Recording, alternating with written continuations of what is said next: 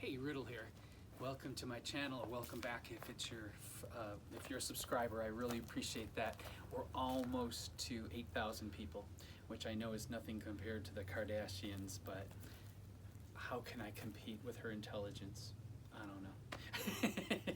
Anyway, so we have this incredible house in the Santa Cruz Mountains, and we're lucky enough to have this little patch of land, that gets enough sun to grow stuff. The problem is our backyard is on a hill. So we've slowly been taming our backyard the last 4 years so that we can grow vegetables and have some fruit trees. But you can see we're on such a dramatic hill that the fruit trees try to grow sideways no matter how many times I try to drag them back and pound them in. But it also can be pretty treacherous because of the hill, especially when the rainy season's here. So we got these great plastic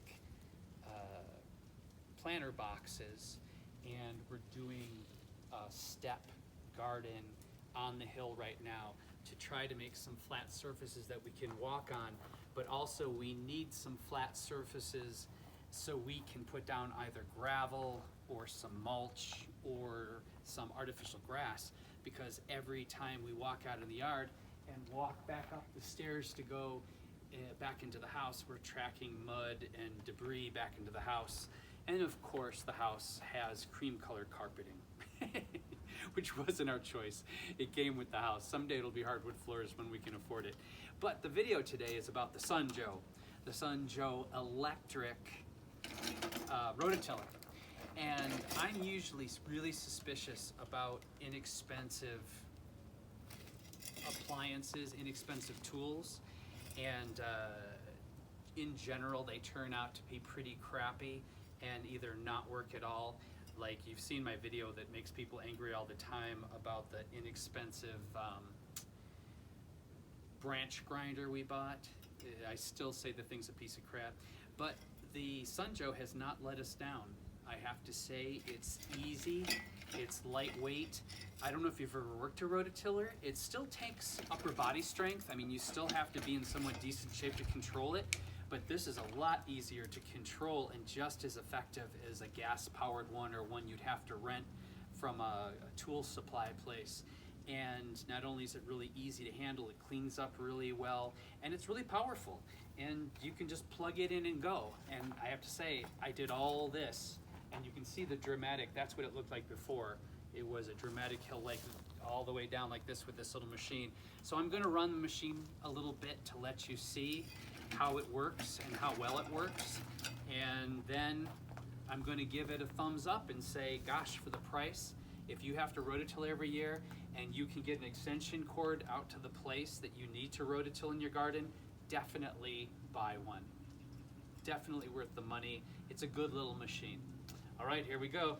So you plug it in, you've got your little catch here, so you're not yanking the power cord off of the actual rototiller every 5 minutes. The tricky part is you do have to be mindful to either have someone with you to be pulling the cord back or kicking the cord back. Perhaps you could attach it to your belt, and that would help to guide it so it didn't get under the rototiller and shoot up. Especially if you've got sunglasses on or you're working out in the sun, it would be really easy to get the cord under the blades and cut your cord really quickly. There's a safety button right here where your thumb hits. That goes down, you press on this.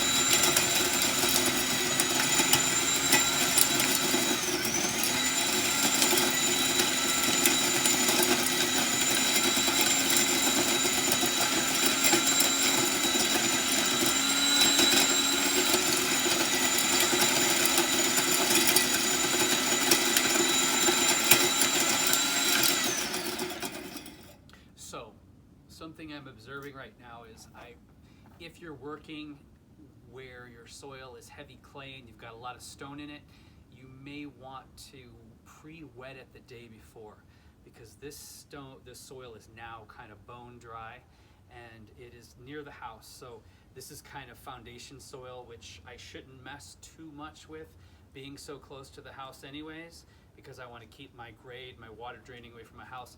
But also, if I did want to get through this more effectively, I would wet it down the day before really well, and that would help me to get through it a little deeper.